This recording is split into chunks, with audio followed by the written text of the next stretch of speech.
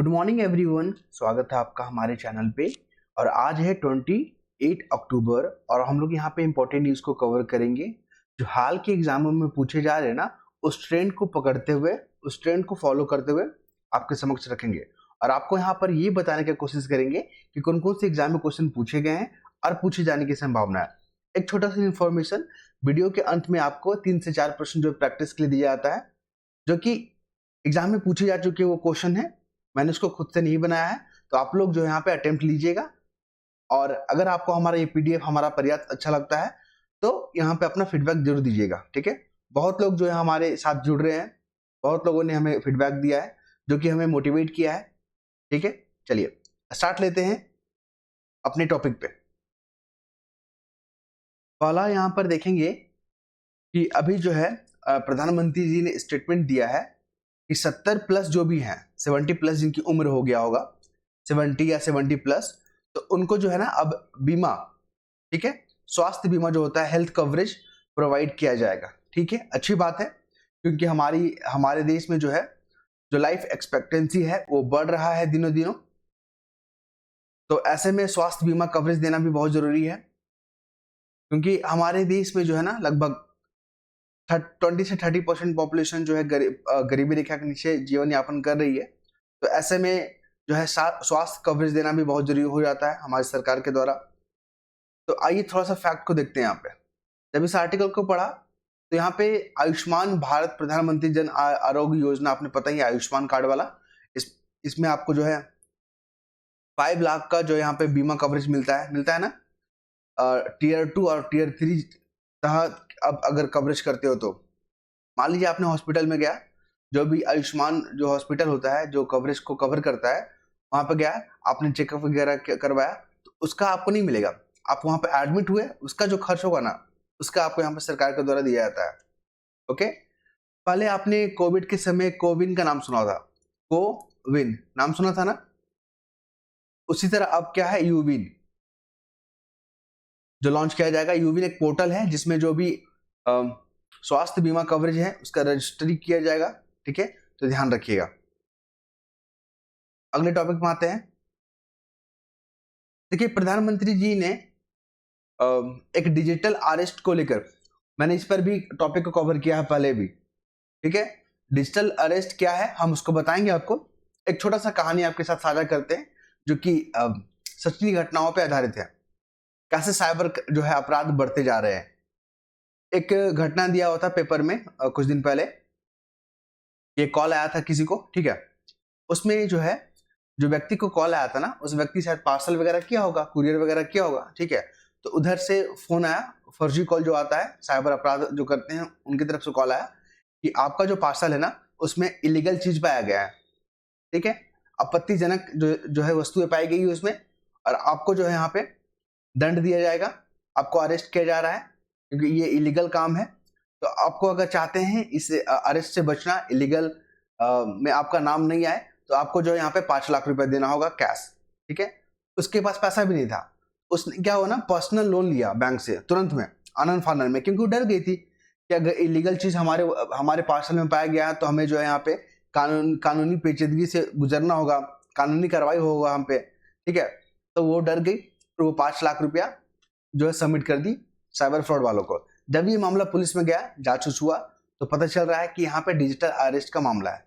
तो अब कभी भी हमारे जो प्रधानमंत्री जी ने कहा है, कभी भी कोई जो सरकारी एजेंसी है ना, कभी धमकाएगी नहीं आपको फोन पे, कभी भी आपसे फोन पे पैसा नहीं मांगेगी। अगर इस तरह का वाक्य होता है ना तो आप लोग रुकेंगे, सोचेंगे और फिर एक्शन लेंगे, ठीक है। तो जब मैंने इस आर्टिकल को पूरा पढ़ा, जो इंपॉर्टेंट फैक्ट है 1930, मान लीजिए इस तरह के अगर कॉल आता है ना तो 1930 पे कॉल करके आप अपने आपत्ति दर्ज करेंगे। दूसरा ये हो गया कि यहाँ पे लद्दाख में एक जो है टेलीस्कोप बना है, इमेजिंग टेलीस्कोप, जो एशिया का सबसे बड़ा है लद्दाख में। ये फैक्ट को याद रखेंगे। 2 फैक्ट हो गया। डिजिटल अरेस्ट का मतलब आप समझ गए, साइबर अपराध से जुड़ा हुआ है। टर्म पूछेगा कि खबर में रहा, ये चर्चा में रहा, डिजिटल अरेस्ट जो शब्द है किस फील्ड से जुड़ा हुआ है या किस क्षेत्र से जुड़ा हुआ, तो साइबर अपराध, ध्यान रखेंगे इसको। ओके चलिए नेक्स्ट मूव करते हैं यहाँ पे। हाँ 1930 देख रहे हैं ना आप, इस पे कॉल करके अपने आपत्ति को दर्ज करेंगे। नेक्स्ट आते हैं गाजा पे अभी क्या हो रहा है, इजराइल हमला कर रहा है। आपको पता ही पहले हमास इजराइल युद्ध चला, फिर लेबनान में चला, है ना, हिजबुल्लाह वाला जो वहां पर ग्रुप था इजराइल के बीच में चल रहा है। तो वहां पे वेस्टर्न एशिया में डिस्टर्बेंस बहुत दिख रहा है, टेंशन देखने को मिल रहा है। तो यहाँ पे 11 महिलाओं और 22 लोगों का मौत हो चुका है। तो इजराइल की प्रधानमंत्री का नाम याद रखिएगा, बेंजामिन नेतन्याहू। क्यों मैंने इसको लिया है, क्योंकि एग्जाम में बीपीएससी के एग्जाम में करंट अफेयर में क्वेश्चन पूछा गया है कि इजराइल के प्रधानमंत्री का नाम बताएं। अभी क्या करेगा, 3-4 कंट्री का नाम दे देगा और उसकी प्रधानमंत्री या सुप्रीम का नाम दे देगा, बोलेगा मैच करने। तो आपको चारों फैक्ट पता होना चाहिए, तभी जाके क्वेश्चन को आप सॉल्व कर पाएंगे। ओके, गाजा सिटी भी आपको दिखाएंगे, गाजा कहाँ पे है, गोलन हाइट्स कहाँ पे है, ब्लैक सी कहाँ पे है, सारा कुछ दिखाएंगे आपको। मैंने यहाँ पे मैप को कवर किया है। अब आते हैं लैंगिक समानता। देखिए वर्ल्ड इकोनॉमिक फोरम आपने पढ़ा होगा, मैंने भी कई बार आर्टिकल कवर भी किया है। वर्ल्ड इकोनॉमिक फोरम जो है ना 3 प्रकार के जो है ना रिपोर्ट निकालती है, जैसे कि लैंगिक समानता को लेकर, ठीक है, जेंडर गैप को लेकर, फिर जो ऊर्जा संक्रमण है उसको लेकर निकालती है। ओके, तो 2 तरह के जो है रिपोर्ट निकालती है, जेंडर गैप को लेकर और ऊर्जा संक्रमण सूचकांक को लेकर। ठीक है, 2 फैक्ट हो गया। चलिए इस आर्टिकल को जब आप पढ़िएगा ना, तो यहाँ पे विमेन इंपावरमेंट जो होता है ना उसको लेकर ये आर्टिकल दिया हुआ है, महिला सशक्तिकरण पे बात किया गया। आप कोई भी एग्जाम में अगर मेंस वगैरह देते हैं ना, मेंस एग्जाम देते हैं, चाहे कोई भी स्टेट पीसीएस हो या सेंट्रल के जॉब का जो मेंस हो, वहां पे महिलाओं से जुड़ा हुआ एक प्रश्न या आपको पूछ लिया जाता है। ठीक है, तो जब महिला इंपावरमेंट से प्रश्न आएगा तो सरकार जो है महिलाओं के उत्थान के लिए या महिलाओं को सशक्त करने के लिए हाल में कौन कौन से कदम उठाए, आप उस पर टिप्पणी करें। इस तरह का प्रश्न आता है मेंस में। तो आपको यहाँ पे बता दें, महिलाओं को या वीमेन्स इंपावरमेंट के लिए जो सरकार के द्वारा हालिया प्रयास किए गए हैं, उसमें से सबसे पहला है बजट 2024-25। ऐसे ही फ्लो चार्ट बनाना है और ऐसे ही आपको दिखाना है। बजट 2024-25 में जो है ना 6.8% का बजट का इजाफा किया गया है, पहला फैक्ट।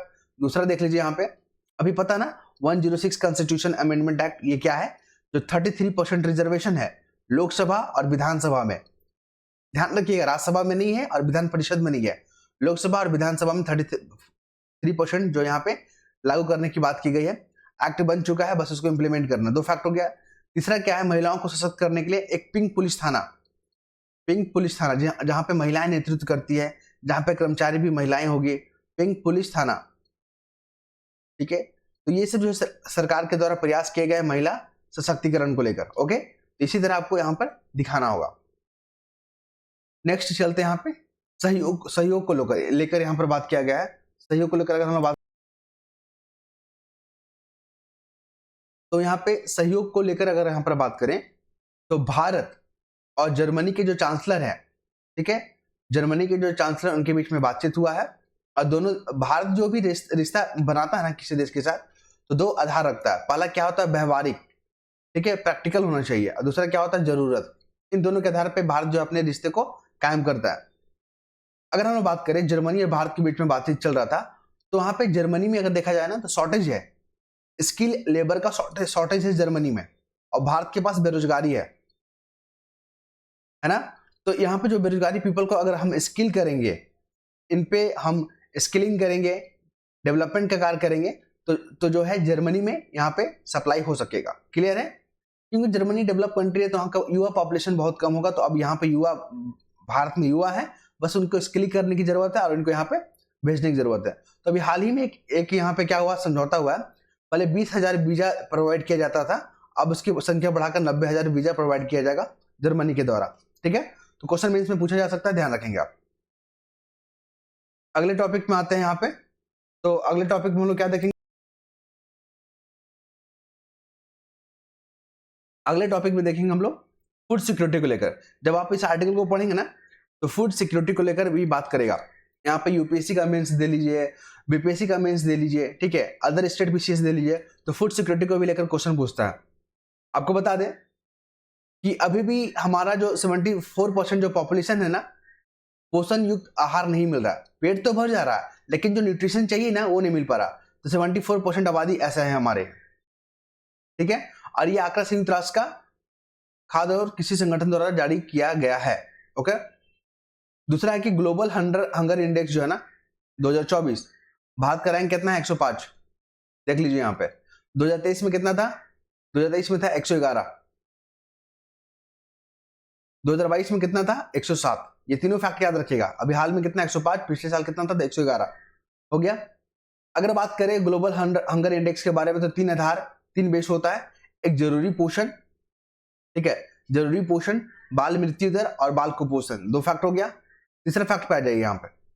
अभी संयुक्त राष्ट्र का जो विश्व वर्ल्ड फूड जो प्रोग्राम है, ठीक है, संयुक्त राष्ट्र का जो विश्व खाद्य प्रोग्राम है ना, उसके सहमति पर, उसके अनुरोध पर जो गैर बासमती चावल था भारत का, जो एक्सपोर्ट भारत करता था, उस पर बैन लगा दिया गया था, ठीक है। लेकिन इन तमाम देशों के अनुरोध के बाद इस प्रतिबंध को हटा दिया गया। अब हम लोग बात करेंगे नेक्स्ट मुद्दे पे।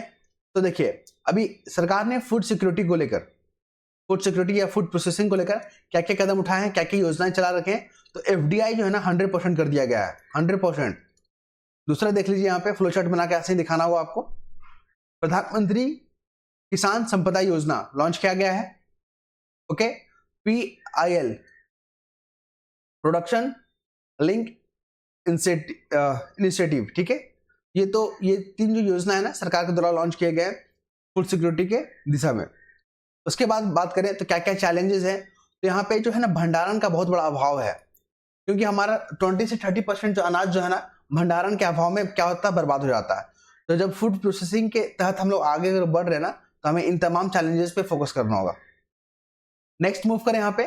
तो देखिए, अभी वर्तमान को भविष्य का रास्ता दिखाता है।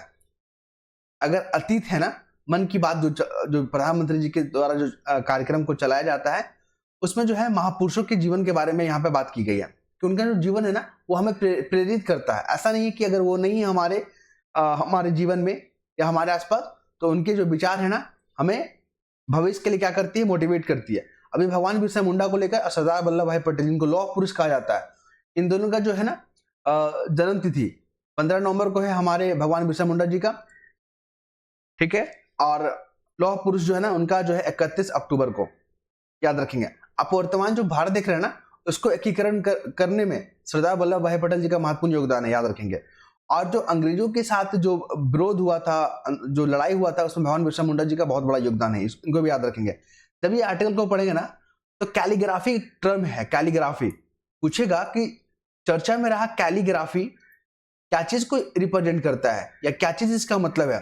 तो कैलीग्राफी क्या है? एक राइटिंग आर्ट है, मतलब लिखने की कला है, जो जम्मू कश्मीर में फेमस है, ओके, कैलीग्राफी।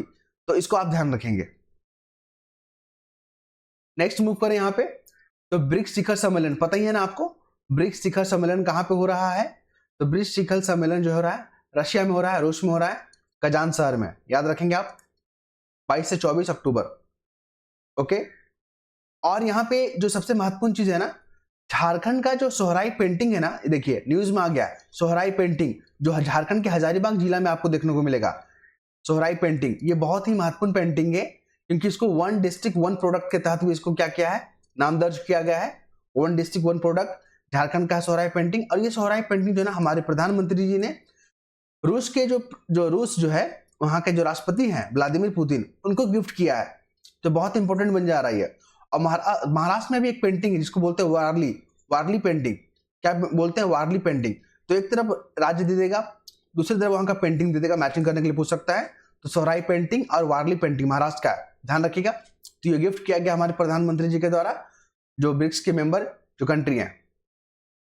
उसके बाद आइए, ये क्वेश्चन आपको प्रैक्टिस के लिए दिया गया है कि निम्नलिखित में से किस बंदरगाह को मुगल काल के दौरान बाबुल मक्का या मक्का का द्वार कहा जाता था? कालीकट, सूरत, कैम्बे, ब्रोच। जवाब देना आपको यहाँ पे। और यहाँ पे हमारे व्यूअर लोग जवाब दे रहे हैं, जिनमें प्रमुख नाम है यहाँ पे आर्यन जी का, विजय जी का, तानवी जी का, ध्यान रखेंगे। इसके बाद बात करेंगे यहाँ पे बाबर के बारे में प्रश्न पूछा गया है कि बाबर जब आया था उसके पीछे का कारण क्या है। तो यहाँ पे क्या बारूद का इंट्रोडक्शन हुआ था, वस्तुकला में मेहराब और गुबन का परिचय हुआ, प्रदेश में तैमूरिडी राजवंश का जो यहाँ पर स्थापना हुआ, तोपों की शुरुआत की गई। तो आपको यहाँ पे जवाब देना है क्वेश्चन को पढ़ के, और कोशिश कीजिएगा एक्सप्लेनेशन देने का।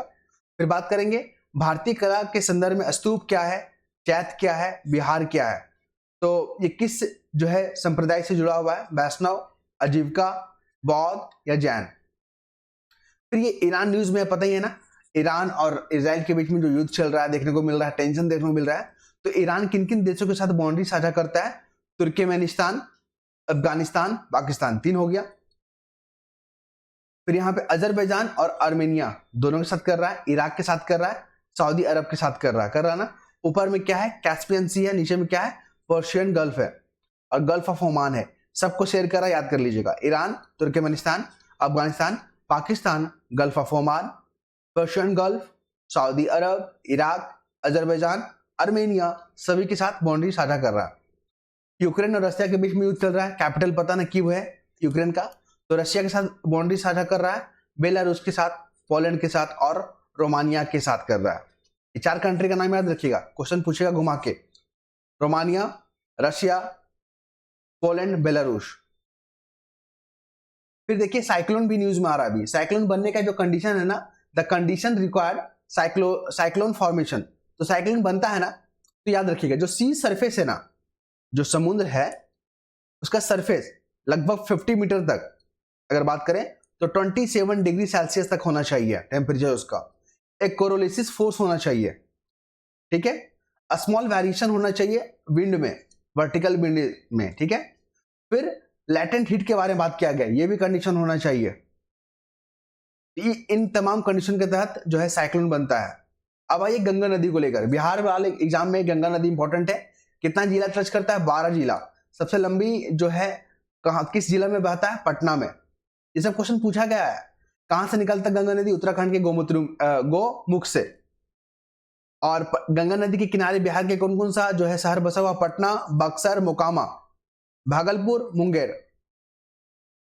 भोजपुर और सारण जिला के सीमा बनाता है 405 डिग्री। मतलब बिहार में जो गंगा है ना 405 किलोमीटर बहता है। गंगा नदी किनारे 12 जिला है, जिसमें से प्रमुख है बक्सर, वैशाली, भोजपुर, सारण, पटना, बेगूसराय, खगड़िया, समस्तीपुर, भागलपुर, लखीसराय, मुंगेर। सबसे अधिक लंबाई पटना में। ओके। गंगा नदी के उत्तर दिशा में मिलने वाला प्रमुख सहायक नदियां कौन सा है? घाघरा, गंडक, बूढ़ी गंडक, कोसी, महानंदा। दक्षिण दिशा में सहायक नदियां हैं सोन, पुनपुन, क्यूल, फल्गु, काओथोरा।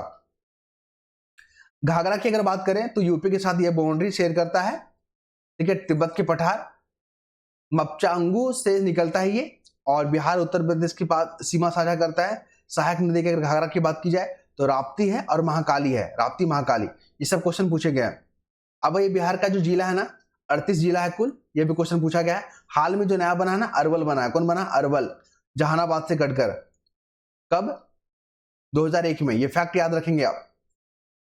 चलिए यहाँ पे हम लोग समस्तीपुर को फोकस करेंगे, न्यूज में बहुत आ रहा है। विद्यापति महोत्सव बनाया जाता है यहाँ पे।